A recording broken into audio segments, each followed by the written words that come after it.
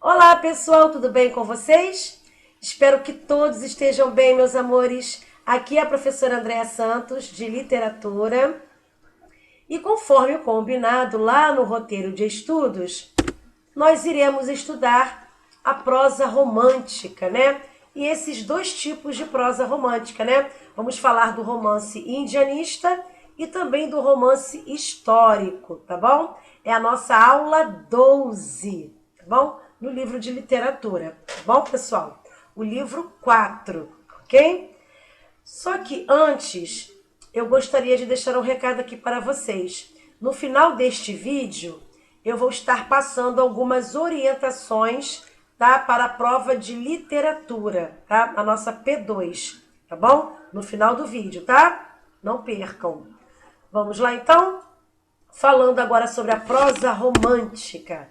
Pessoal, a prosa brasileira, né, iniciou-se com os romances de folhetim, né, no período romântico, tá? As narrativas, elas apresentavam dramas semelhantes aos do universo burguês, ocorrendo identificação com as personagens e as situações recriadas.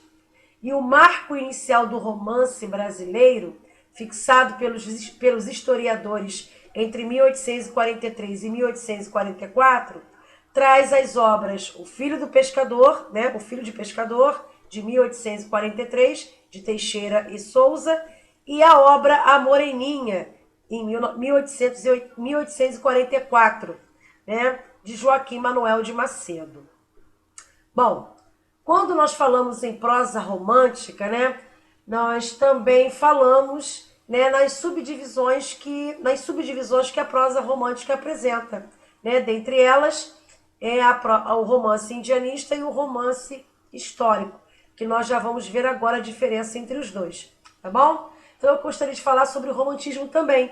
E o romantismo, ele proporcionou não somente a inserção de um novo modelo formal, né, na lírica e a apresentação de um aprofundamento no sentimento amoroso, como também introduziu novos gêneros literários. Então, a prosa é um modelo textual escrito em parágrafos que narra os acontecimentos de um enredo, né, e carrega grande caráter descritivo também. Então, no século XIX, a classe social vigente era a burguesia. E após a independência do Brasil, em 1822, os escritores românticos tomaram para si o compromisso de criar uma literatura com traços da cultura brasileira.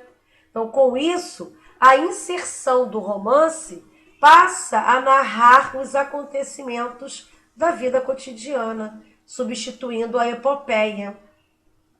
Voltado para a descrição e costumes do cenário brasileiro, a prosa, né, do romantismo ela se subdivide, né? A prosa do romantismo se subdivide em histórica, né, indianista, tá, que nós vamos ver agora, regional e urbana, ok? Vamos lá? Aqui eu trouxe as principais características da prosa romântica, tá? Que é o sentimentalismo, o impasse amoroso, final feliz ou trágico, né?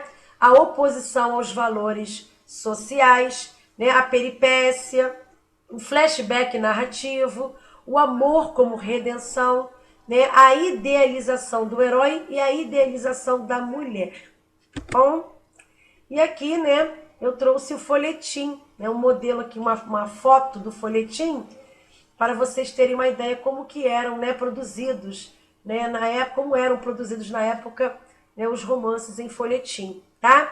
Então, a difusão da prosa romântica foi impulsionada pelo folhetim. E os folhetins eram capítulos de romances de periodicidade semanal, publicados em jornais.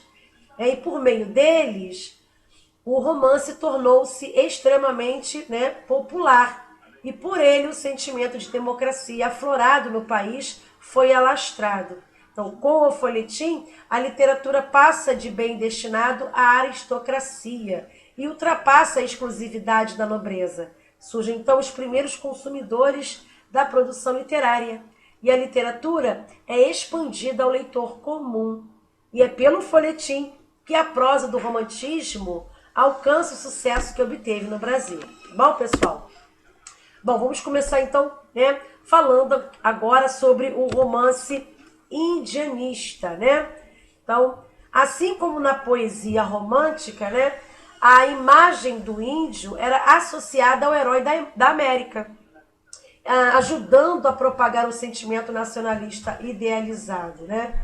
Então, uma influência que contribuiu para a implantação do indianismo no Brasil foi a existência dos relatos históricos e descritivos da literatura informativa lá no século XVI, que colaborou com uma série de conhecimentos sobre a cultura indígena.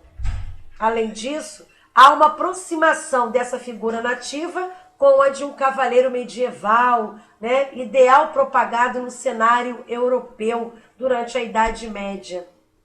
E os romances indianistas sempre destacavam o choque entre as culturas, né? Entre o índio, elemento nativo e selvagem, e o homem branco, ou seja, o colonizador, né? Provindo do continente europeu. Então, as principais obras indianistas, né, foram escritas pelo principal autor da prosa romântica, exatamente, José de Alencar.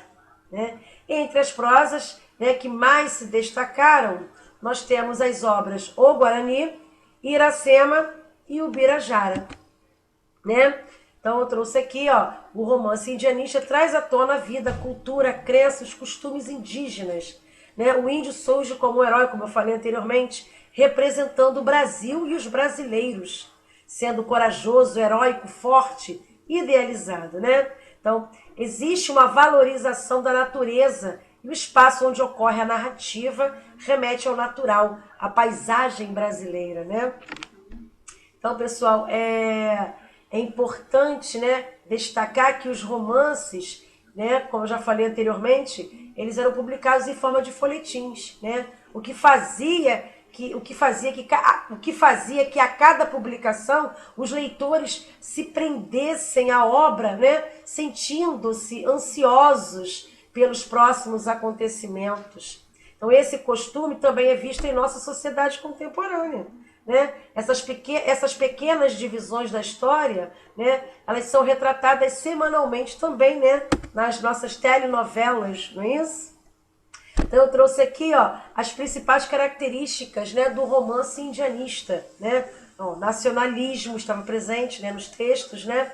O nacionalismo exagerado, né? A estética nativista, a exaltação da natureza, a idealização do índio, né, como figura nacional, europeizado e quase medieval, né, os temas históricos, o resgate de lendas, né, e o contato do índio com o europeu colonizador.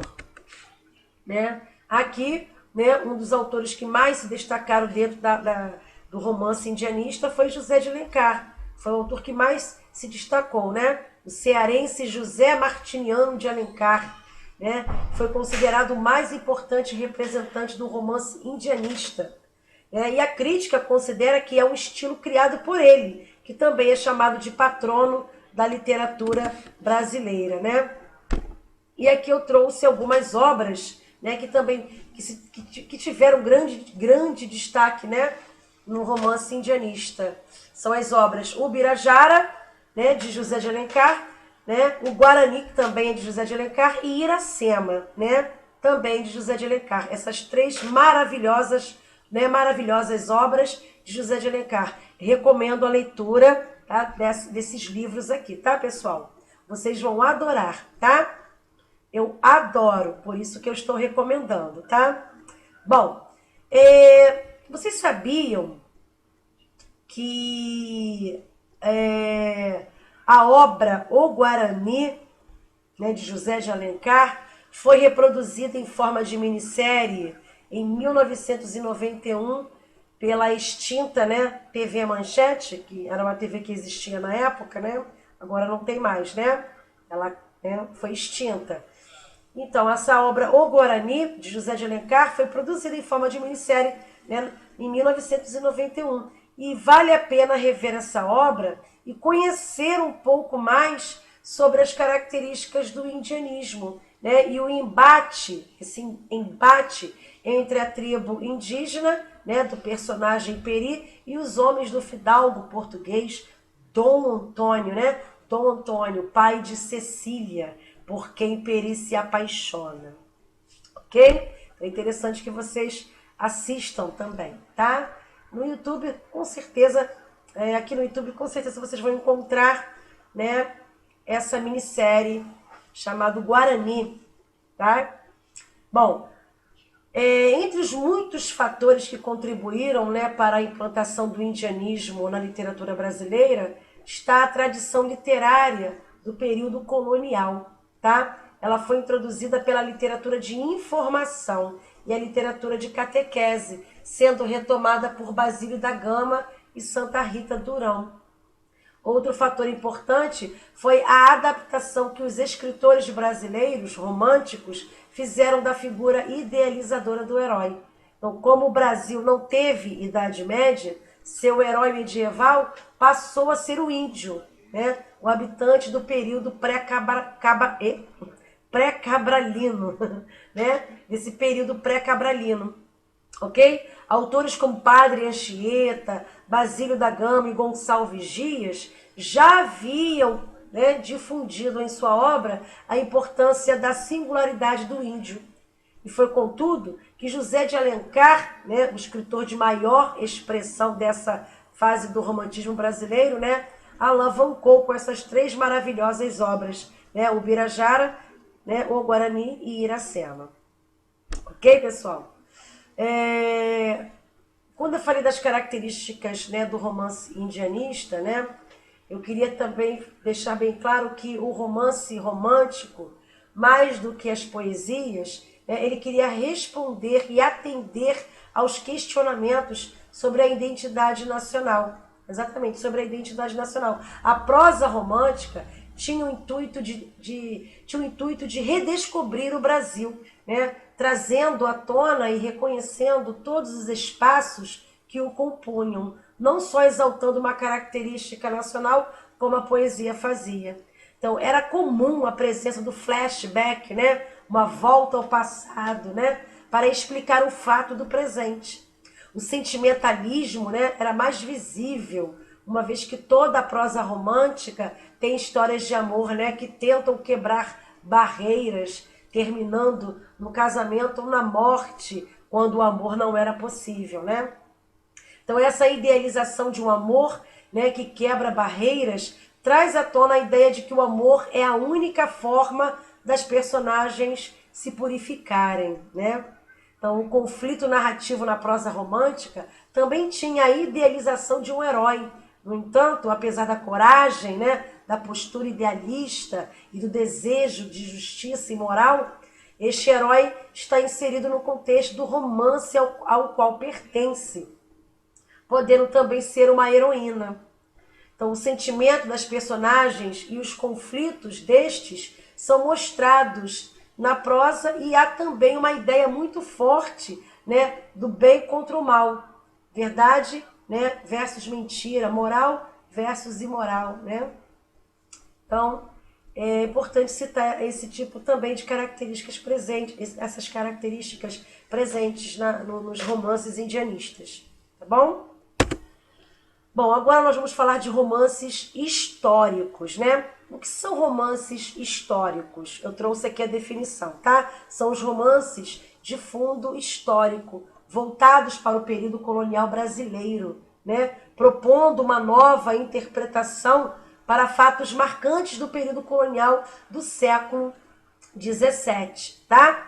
Como a busca por ouro, né? E as lutas pela expansão territorial, ok? Seus enredos denotam em vários momentos o nacionalismo exaltado, né, e a importância da construção histórica da pátria através da literatura. Então, como exemplo aqui de romances históricos, nós temos as obras As Minas de Prata, em 1865, né, que retrata o início pelas minas de prata e a corrida por metais preciosos, né? E a obra A Guerra dos Mascates, em 1873, que trata dos conflitos, né, entre as cidades históricas de Olinda e Recife. Tá, pessoal? Então, o romance histórico, ele é um gênero literário em que a narrativa ficcional se relaciona com fatos históricos. Então, a composição das personagens, né, e dos cenários é feita de modo que estejam em concordância com documentos e dados históricos também, oferecendo ao leitor uma noção da vida e dos costumes daquela época. Né? Então, o romance histórico ele surgiu no século XIX, tá bom? Com o escocês Walter Scott, tá bom? Ele foi considerado o primeiro a usar, né, esse estilo, né? Esse estilo. Ele foi considerado o primeiro a usar esse estilo de romance histórico, tá? E no Brasil há importantes obras, né? Como eu falei, né, que reconstroem com detalhes a história do país, sendo José de Alencar um dos primeiros também a escrever esse gênero, tá? Então, José de Alencar também, tá, participou, né, das elaborações também de alguns romances históricos, tá bom? Então, os romances indianistas também são considerados, né, como romances históricos também, pois tratam de temas históricos, né, pessoal? Ok? Então, eu trouxe aqui, ó, o romance histórico, através do qual os romancistas brasileiros buscaram em nossa história temas que alimentassem, né, os anseios românticos, de modo a acentuar ainda mais o nacionalismo exaltado que respirava, né, que respirava a pátria desde a independência, tá bom? Então aqui destacam-se, né, os autores Bernardo Guimarães, né, e José de Alencar, tá? Eles participaram, né, da construção também dos romances históricos, tá bom, pessoal? Então, eu também trouxe aqui, ó, a exemplo dos romances indianistas, né, dos quais são muito próximos, né, os romances históricos apresentam, né, como características a ação localizada no passado colonial, né, uma intenção simbólica no plano literário, né, representar poeticamente as nossas origens e a nossa formação como povo, e os episódios históricos, né, sustentam vagamente os romances alencarianos, né, a descoberta das minas, a guerra dos mascates, né, não passam de pretexto para as mais frenéticas e improváveis aventuras. Tá? Então aqui eu estou citando, né, algumas características do romance histórico, tá? E, claro, temos várias outras, né? Pois o romance histórico, ele deve descrever fatos, né? E personagens, tal qual eles existiram, tá? Então, esse recurso é chamado de autenticidade de cor local. Tá bom, pessoal? Então, as narrativas da história antiga, né? Os mitos da Idade Média e os relatos chineses e indianos teriam sido os precursores do romance histórico, tá bom? Então, a informação histórica, né, o passado apresentado como uma realidade acabada, né, são algumas características do romance histórico, né? Então, o fato histórico, ele deve ser o ponto de partida para a construção da ficção, tá? O uso de temas heróicos também é uma característica, né? O uso de temas heróicos, tá? Então, o uso de temas heróicos e personagens representando valores éticos e morais também são características do romance histórico, né? A narrativa é construída no tempo passado, né? Em detrimento do tempo em que escreve o autor, né? A busca de legitimação dos fatos históricos através de documentos e referências históricas também é uma das características do romance histórico. Bom? E aqui eu trouxe algumas obras, né, de romance, né, voltada para o romance histórico, tá? Então, são elas a obra Guerra dos Mascates, né, de José de Alencar, As Minas de Prata, também de José de Alencar, e Lendas e Romances, de Bernardo Guimarães, tá? Então, eu também recomendo, né, essas três obras aqui. Vocês vão adorar, são excelentes livros, tá bom, pessoal? Leiam. Bom, terminamos aqui, né, os nossos estudos falando sobre os romances indianistas e o romance, né, o romance indianista e o romance histórico, né? Ambos pertencentes à prosa romântica, tá? Bom, agora, conforme o combinado, eu vou passar para vocês algumas orientações, tá bom, pessoal? Sobre a prova de literatura, a nossa P2 de literatura. Vamos lá? Bom, a nossa prova de literatura, no caso a P2, ela vale 100 pontos, tá? A prova possui 10 questões discursivas, cada questão vale 10 pontos, ok? Por favor, não esqueçam de colocar o nome completo na prova, tá? Por favor, respondam a prova à caneta preta e evitem rasuras, ok? Se precisar, né? Se caso for preciso, vamos dizer assim, se caso for preciso utilizar a parte de trás da prova, fiquem à vontade, tá? Só colocar o número da questão e responder ao lado, tá bom? Sem problemas, ok, pessoal? Bom, na primeira questão da prova, eu estou pedindo para fazer um breve resumo sobre o contexto histórico do arcadismo na Europa. Não é no Brasil não, tá? Na Europa. Então, vocês vão contar o que aconteceu no mundo, né?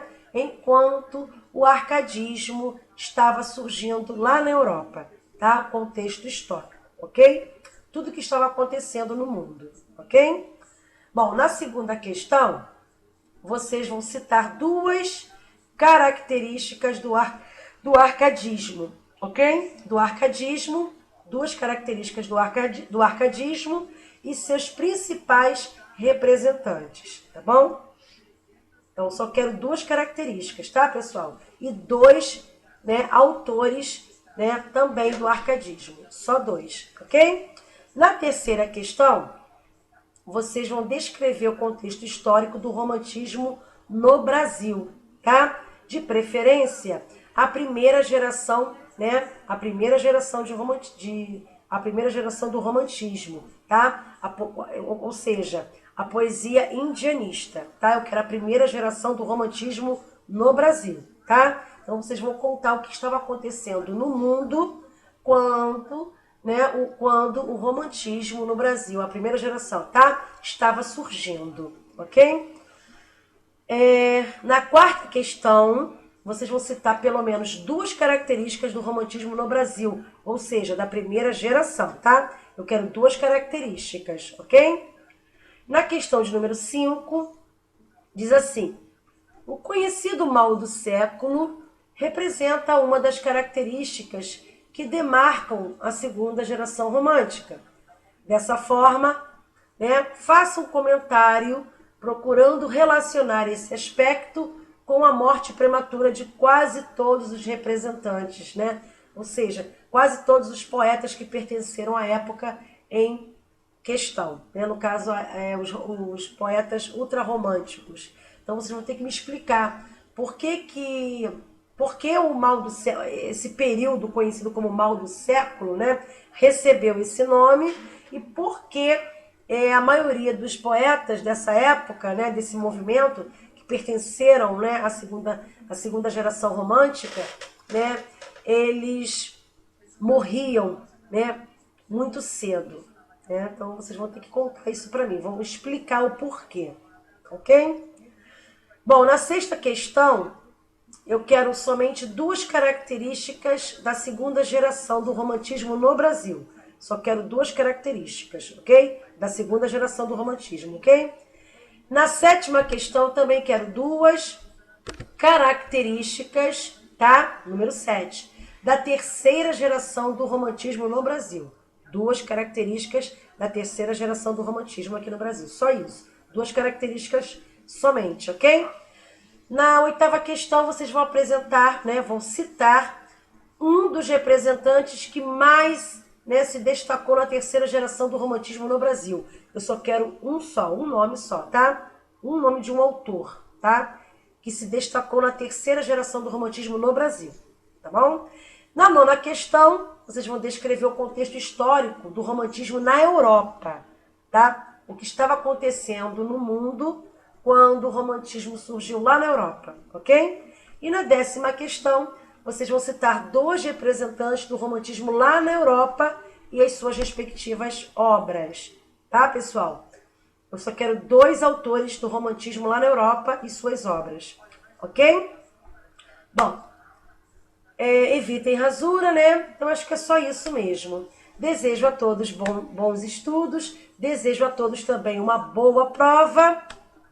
Fiquem todos com Deus. Não esqueçam de colocar os nomes e a turma aqui no comentário, para que eu possa marcar a presença de todos vocês. Tá bom, pessoal?